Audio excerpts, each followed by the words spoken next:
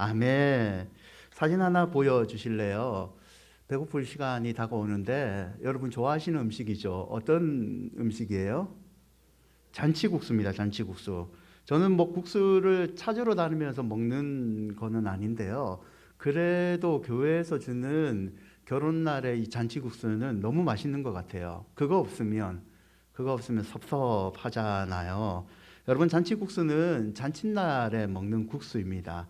돌잔치, 그리고 환갑, 결혼 등 특별한 날에 먹는 음식이에요.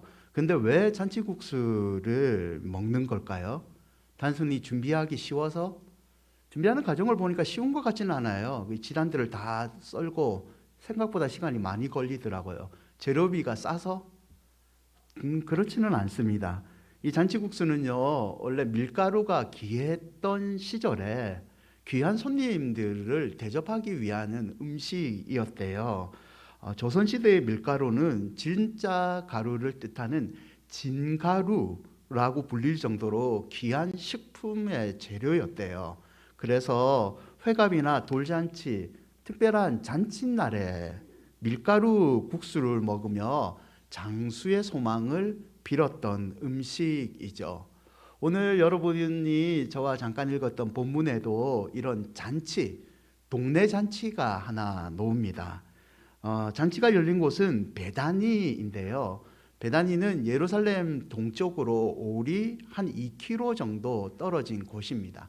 이곳에서는 예수님이 죽음에서 살리신 나사로가 사는 곳입니다.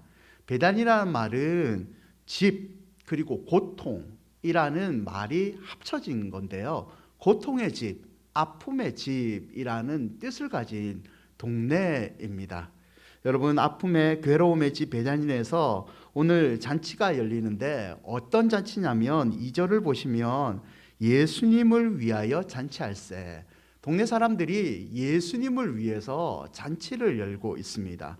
왜 예수님을 위해서 잔치를 열었냐면 1절을 보시죠. 6월절 엿새절에 예수께서 베다니에 이르시니 이곳은 예수께서 죽은 자 가운데서 살리신 나사로가 있는 곳이라. 예수님이 그 동네 사람인 나사로를 살려주셨습니다. 그래서 동네 사람들이 그 살림을 축하하기 위해서 잔치를 연 거죠. 한마디로 베다니의 이 동네 잔치는요, 성격이 예수님께 감사하는 감사의 잔치였습니다.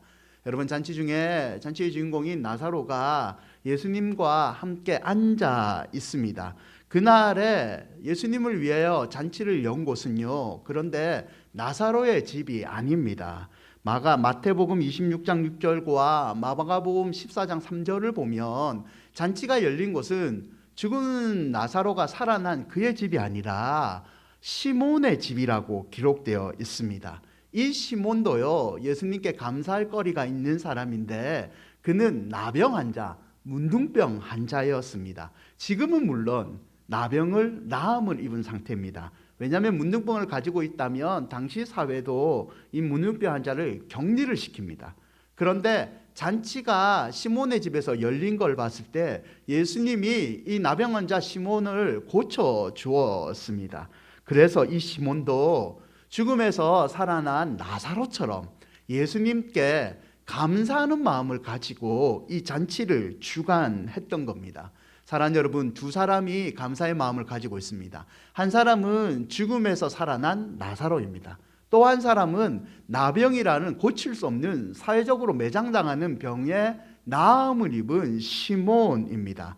이 나사로와 시몬이 예수님께 너무 감사하다 보니까 그의 가족과 동네 사람 모두가 함께 모여서 예수님 그분만을 위한 감사잔치를 오늘 열고 있었던 겁니다. 그런데 이 성경을 자세히 보시면 베다니에서 이루어진 이 감사잔치에 크게 두 분류의 사람들이 있었습니다. 은혜를 아는 사람, 은혜를 알지 못하는 사람, 두 분류의 사람들이 함께 같은 장소에서 이 잔치를 경험하고 있었다는 겁니다. 첫 번째는 은혜를 아는 사람인데요, 나사로가 그 첫 번째 사람입니다. 12장 11절에 보면 나사렛 때문에 많은 유대인들이 가서 예수를 믿었습니다라고 기록되어 있어요. 나사로는 예수님께 은혜를 입은 사람입니다. 죽었던 나사로를 예수님이 살려주셨죠. 죽은 사람이 살아났으니까 당연히 여러 사람들이 그 살아난 나사로를 보고 그를 살리신 예수님께 영광을 돌렸습니다. 나사로는 이 은혜를 아는 사람이었습니다. 두 번째 은혜를 아는 사람은 마르다인데요. 2절을 보시면 거기서 예수를 위해서 잔치할 때 마르다는 일을 하고라고 기록하고 있죠. 마르다는 지금 일을 하고 있습니다. 마르다는 나사로의 누이입니다.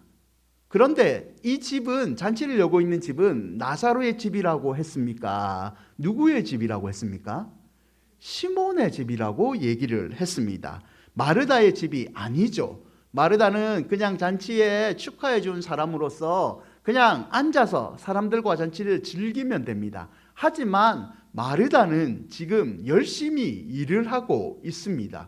왜죠? 원래 성격이 그럴 수도 있어요. 그러나 마르다는 오라비 나사로를 살리신 예수님께 감사했기 때문에, 그 은혜에 감사했기 때문에 지금 일을 하고 있는 겁니다. 세 번째 사람은 마리아인데요. 12장 3절을 한번 보시죠. 12장 3절을 함께 한번 읽어볼까요? 마리아는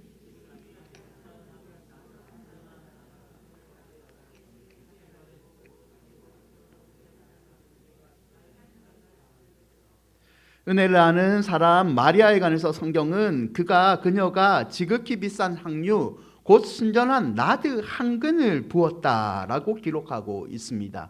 여러분, 이 향유의 종류는 성경에 나드 향이라고 기록되어 있어요. 나드는 히말리아 북부, 인도의 히말리아의 고산지대에서 자라는 식물의 이름입니다. 당시에 비행기 없습니다. 기차 없습니다. 그러면 이 나드를 인도 히말리아에서 이스라엘까지 싣고 오려면 낙타의 등에 실어서 와야 되는 물건입니다. 그렇기 때문에 되게 귀하고 비싼 거죠. 거기다가 마리아는 예수님께 부은 향유가 순전한 나드라고 성경은 기록하고 있죠. 불순물이 없다는 겁니다. 비싸다는 거 감 오시죠? 이 향유의 양은 한 근이에요. 우리나라 기준으로 많으면 600g에서 적으면 375g입니다. 엄청나게 많은 양입니다. 12장 5절에 가룟 유다가 마리아가 바친 향유의 가격을 얘기하기를 300데나리온이다라고 얘기를 합니다. 여러분, 데나리온은 당시의 은화인데요. 로마 제국에 사용된 은화로 노동자나 군인의 하루 임금에 해당되는 액수입니다. 예수님께서 빈들에서 남자들 5,000명을 먹이신 적이 있어요. 그때 남자만 5,000명, 포함한 10,000명이 넘는 사람들의 밥값이 빌립이 계산하기를 200데나리온 정도가 소요된다라고 얘기한 적이 있습니다. 그런데 마리아가 지금 예수님께 바친 이 나드 한 근의 향유는 300데나리온입니다. 10,000명 이상을 먹일 수 있는 엄청난 가격의 돈이죠. 특히 이 향은요, 옥합에 담겨져 있다고 성경은 기록하고 있죠. 옥합은 결혼 지참금으로 처녀들이 준비하는 겁니다. 사랑하는 여러분, 마리아는요, 자기 재산을 다 예수님께 지금 털어놓은 겁니다. 모든 것을 아낌없이 부었습니다. 왜요? 한마디로 간단하죠. 바친 이유는 오라비 나사로를 살려준 은혜에 감사했기 때문에, 죽었던 오라비 나사로를 살려주신 예수님의 은혜에 감사했기 때문에 마리아는 자신의 재산 목록인 나드 향유 전부를 예수님께 드렸던 겁니다. 그런데 놀라운 일은 마리아의 행동은 여기서 끝나지 않죠. 성경에 보시면 마리아가 이 부은 향유를 자기의 머리털로 예수님의 발을 닦았다라고 기록하고 있죠. 지금도 그렇지만 여자가 머리를 풀고 거기다가 외간 남자의 발을 닦는 것은 치욕입니다. 그것은 결혼길이 막히고 부끄러운 일입니다. 그러나 마리아는 사람들이 뭐라고 생각하든 수군거리든 상관없습니다. 그냥 내 오라비 나사로를 살리신 그 예수님의 은혜에 감사했기 때문에 그는 꺼리낌 없이 자기 머리털로 자기가 부은 향유로 예수님의 발을 씻겼던 겁니다. 사랑하는 여러분, 참 사랑은요, 아낌없이 주는 겁니다. 참 사랑은 은혜를 안다면 은혜를 주신 하나님께 기쁨으로 드린 것, 그게 바로 성도가 보여주는 하나님을 향한 참 사랑이라는 것을 여러분 잊지 마시기를 바랍니다. 사랑하는 여러분, 올 한 해 하나님이 저와 여러분을 지켜주셨잖아요. 하나님이 저와 여러분을 어려움 가운데 버틸 수 있는 힘을 주셨잖아요. 그 은혜에 감사하다면 여러분, 은혜를 표현하시기를 바랍니다. 하나님께 감사의 열매를 기쁨으로 드리시기를 바랍니다. 여러분, 마리아, 마르다, 나사로의 이 행동은요, 은혜를 아는 사람들이 할 수 있는 감사의 행동입니다. 여러분도 이 감사하는 예배자가 되시기를 축원드립니다. 그러나 본문을 좀 더 보시면 같은 시간, 같은 장소, 같은 사람을 만났지만 은혜가 아닌 다른 행동을 하는 사람들도 있음을 우리는 알 수 있습니다. 그 첫 번째가 가룟 유다입니다. 4절과 5절을 보시죠. 제자 중에 하나로서 예수를 잡아줄 가룟 유다가 말하되 어찌하여 300데나리온에 팔아 가난한 자들에게 주지 아니하였느냐 하니, 어떻게 보면 가룟 유다가 합리적인 얘기를 하죠. 300데나리온은 엄청난 돈인데 다른 일에 쓰지 왜 예수님한테 쏟아 부었느냐라고 얘기합니다. 그러나 이 합리적으로 보인 가룟 유다의 말에는요, 이게 아깝고 진짜 예수님보다 우리의 인간들을 위해서 사용하는 게 더 좋지 않느냐라는 은혜를 모르는 비판의 마음이 들어가 있습니다. 여러분, 가룟 유다는 은혜를 모릅니다. 예수님께서 자기를 제자로 불러주신 은혜를 까먹었죠.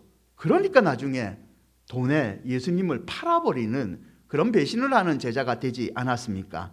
두 번째 은혜를 모르는 사람은 유대인 무리인데요, 9절에 보면 유대인 큰 무리가 예수께서 여기 계신 줄을 알고 오니라고 기록되어 있어요. 잔치집에는 늘 구경꾼이 있지 않습니까? 나사로를 살린 사람이 누구냐? 이 사람들은 예수님을 믿기 위해서 오기보다는 죽은 나사로를 구경하러 온 사람입니다. 은혜하고는 상관없죠. 세 번째 은혜를 모르는 사람들은 대제사장들인데 10절을 보면 대제사장들이 나사로까지 죽이려고 모의하니라고 기록하고 있습니다. 모의는 작당이잖아요. 이들은 평소에 예수님을 싫어했습니다. 왜냐하면 자기들이 종교 지도자로서 종교적인 어떤 권력, 이권, 자기들의 교리를 수호하고 있었는데 예수란 사람이 나타나서 자기들의 교리를 깨는 그런 원리를 설파하고 있고, 더 문제는 사람들이 자기들 말보다 예수라는 사람의 말을 더 듣기 시작했다는 겁니다. 거기다가 죽은 사람을 살려버렸습니다. 그러다 보니까 본인들의 권력이 무너질까 염려해서 그들은 10절에 죽어서 살아난 나사로까지 죽이려는 예수님을 제거할 궁리에 바빴던 겁니다. 사랑하는 여러분, 같은 시간, 같은 장소, 같은 사건을 경험했지만 은혜를 안 사람이 있었고 은혜를 알지 못하는 사람이 있었습니다. 은혜를 아는 사람은 예수님께 감사해서 자기의 몸을 열심을 다하여 일을 하든지 자기의 전 재산을 예수님께 바쳤든지 사람들에게 예수님이 나를 살려주셨다고 간증을 했습니다. 은혜를 알지 못하는 사람은 그 자리에 살아계신 하나님의 아들 예수님이 있음에도 불구하고 그 예수를 구경하자, 그 예수를 공격할 거리가 뭐냐, 이게 나의 이득을 채우는 게 도대체 뭐냐라고 자기 욕심만 찾기 시작했다는 겁니다. 여러분, 우리는 교회에서 동일하게 예배를 드리고 있습니다. 그러나 안타깝게도 이 예배 속에도 은혜를 아는 사람이 있고 은혜를 알지 못하는 사람이 있을 수 있습니다. 동일한 자리에 앉은 거지만 은혜를 아는 사람이 있고 은혜를 알지 못하는 사람으로 구분될 수 있습니다. 여러분, 어떤 사람이 신앙생활을 잘 할 것 같습니까? 은혜를 아는 사람입니다. 여러분, 어떤 사람이 가정생활을 잘 할 것 같아요? 자기 남편과 자기 아내 서로에 대해서 서로가 은혜를 알고 고마워하는 사람의 가정이 행복한 가정 아니겠습니까? 사랑하는 여러분, 한 해가 이제 마무리되려는 이 시점에 여러분은 어떻습니까? 여러분은 은혜를 아는 자입니까? 은혜를 모르는, 아니 잊어버린 사람입니까? 다음 주일은 추수감사 주일입니다. 코로나19의 어려움 속에서도 한 해를 지켜주신 하나님께 집중하는 주일입니다. 다음 주일 한 주간을 묵상하시면서 우리 큰은혜 교회 모든 식구들이 올해 우리를 지켜주신 하나님의 은혜를 기억하시고 감사를 준비하시는 한 주간이 되시기를 축원드립니다. 그러면 이 은혜를 아는 자의 태도는 어떤 것이 있을까요? 두 가지를 적용을 해보고자 합니다. 첫째는 기회가 주어질 때 감사하자입니다. 요한복음 12장 7절과 8절 말씀인데요. 우리 함께 한번 읽어볼까요? 예수께서 이르시되 그를 가만두어 나의 장래할 날을 위하여 그것을 간직하게 하라. 가난한 자들은 항상 너희와 함께 있거니와 나는 항상 있지 아니하리라 하시니라.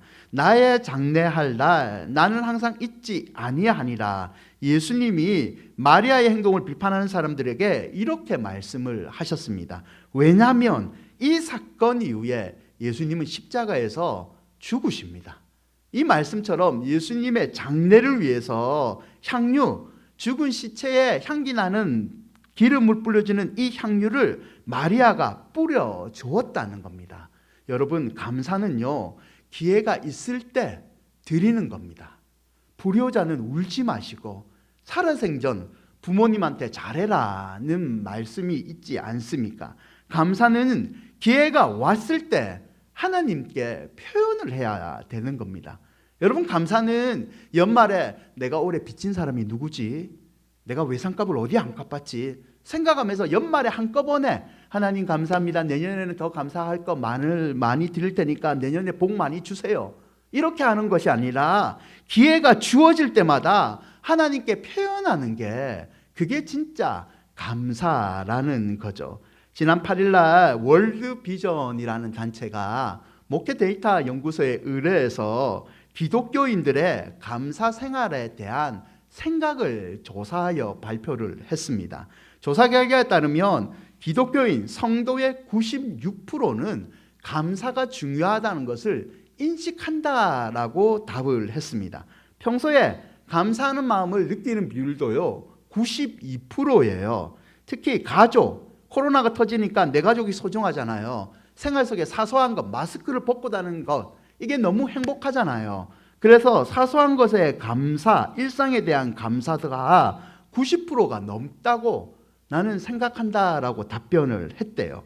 그런데 감사를 표현하는 것, 내가 감사를 아는 것을 생각은 하고 있지만 표현하는 것은 72.2%로 다소 낮게 측정이 됩니다. 왜 감사하는 마음이 있는데 표현하지 않느냐라고 얘기를 하면, 제가 대표적인 사람인데 제가 이걸 답했을 것 같아요. 감사를 표현을 하고 싶지만 어색해서요. 우리 아버지, 우리 어머니, 우리 처가 식구가 감사하거든요. 근데 나 어색해서 표현을 못 하겠더라고요. 왠지 이 닭살이 돋고 이런 거 있잖아요. 또 표현하지 않는 이유는 상대방이 다 안다고 생각을 해서. 그래서 감사하는 마음은 있지만 표현을 안 된다. 여러분, 상대방은 다 알지 않습니다. 눈빛으로 교환하잖아요. 내가 너 사랑하는 거 알지? 라고 하면 상대방은 뭐라 생각할게요? 저 인간이 왜 나를 째려보나? 절대 표현을 하지 않으면 모른다는 거죠. 또 하나의 이유는 감사 생활을 위한 교육이나 훈련을 받지 못해서, 그래서 감사하는 마음은 있지만 생각을 표현 못한다라고 조사가 나왔습니다. 여러분, 이 설문조사를 마치고 난 다음에 이 대안을 제시한 이의용 전 국민대 교수가 이런 말을 남겨요. 기독교인은 하나님께서 베풀어 주신 은혜에 뿌리를 둔 감사를 표현을 해야 된다. 여기에 그치지 말고 다른 사람에게도 선한 일에 베푸는 데까지 나아가야 된다. 한마디로 감사하는 마음이 있으면 하나님과 이웃에게 표현을 하는 게 그게 진짜 신앙생활이다는 말이죠. 사랑하는 여러분, 기회가 있을 때마다 감사를 표현하시기 바랍니다. 우리 옆에 앞뒤 좌우로 한번 인사하실까요? 너무 감사합니다. 왜 감사한지 모르시죠? 자, 한 번 더 표현하실 거예요. 제 옆에 앉아주셔서 너무 감사합니다. 여러분, 주보에 보면 삽지된 게 있어요. 하나는 추수감사헌금 봉투입니다. 이 봉투에 정중앙에 보시면 빈칸이 있어요.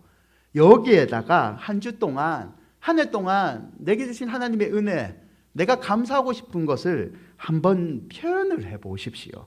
두 번째는 이 종이 같은 게 하나 있어요. 감사 열매를 달 수는 없어서 그래서 감사 열매라고 적힌 거를 하나 넣어드렸습니다. 감사를 나만 하는 것이 아니라 우리 성도들과 함께 표현을 해봅시다. 여기다가 오늘 나갈 때 적으셔도 되고요. 한 주 동안 내 감사한 제목을 적으셔서 다음 주에 본당 이 지하에 오시면 뒤쪽에 나무가 있어요. 그 나무에 이렇게 걸어두시면 됩니다. 그래서 오늘 주일학교 유치부부터 고등부까지 다 감사 열매를 작성을 할 거예요. 그래서 우리가 온 교회가 하나님께 감사를 한번 표현하는 시간을 가집시다. 제가 이 조사를 읽다 보니까 고민에 하나 빠졌습니다. 감사를 그냥 우리만 감사하지 말고 선한 일을 베푸는 데까지 한번 했으면 좋겠다라는 고민에 빠졌습니다. 선한 일을 해보고도 싶고, 올해 우리가 코로나 때문에 해외 선교를 못 나갔잖아요. 힘들어하는 다른 나라도 한번 돕고 싶고, 그리고 감사를 교육을 한번 시켜보자, 우리 다음 세대에. 이런 고민을 하던 중에 여러 기관들을 이렇게 조사하다가 한 기관에서 하는 사업을 하나 발견했습니다. 홀트 아동복지회라고 있어요. 입양을 시켜주는 홀트 아동복지회에서 에코백 꾸미기라는 챌린지가 있더라고요. 사진을 한번 보여주시죠. 이 에코백인데요, 여러분이 평소에 작정하고 헌금하시는 선교비에서 저희가 100만 원을 이 기간에 후원을 하도록 결정을 했습니다. 100만 원으로 저 에코백이 담겨져 있는 키트 2만 원인데 50세트를 구입하기로 했습니다.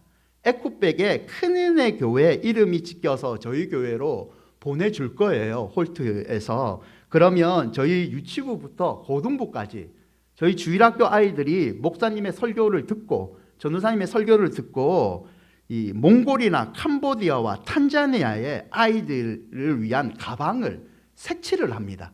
그리고 다시 홀티에서 수거를 해서 저희 교회 이름이 적힌 에코백을 몽골, 캄보디아, 탄자니아의 부모가 없는 아이들에게, 힘들어하는 아이들에게 안에 물품을 넣어서 보내줍니다.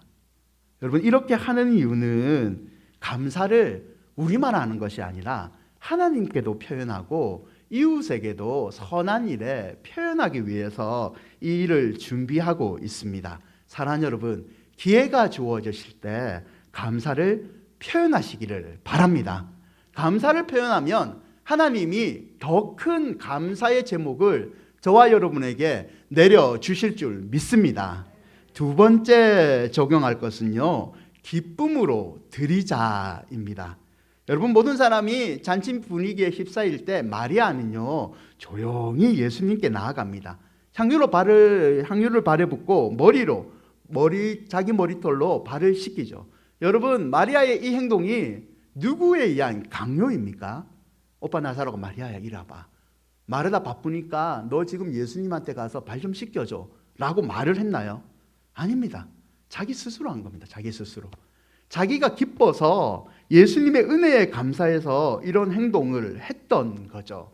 시편 116편 12절인데요. 우리 함께 한번 읽어볼까요? 내게 주신 모든 은혜를 내가 여호와께 무엇으로 보답할까? 아멘. 여러분에게 주신 하나님의 은혜가 있다면 여러분 기쁨으로 하나님께 표현을 드리시기를 바랍니다. 여러분, 하나님께 드리는 것은 물질의 문제는 아닌 것 같아요. 하나님께 드리는 것은 결국 우리의 마음의 문제입니다.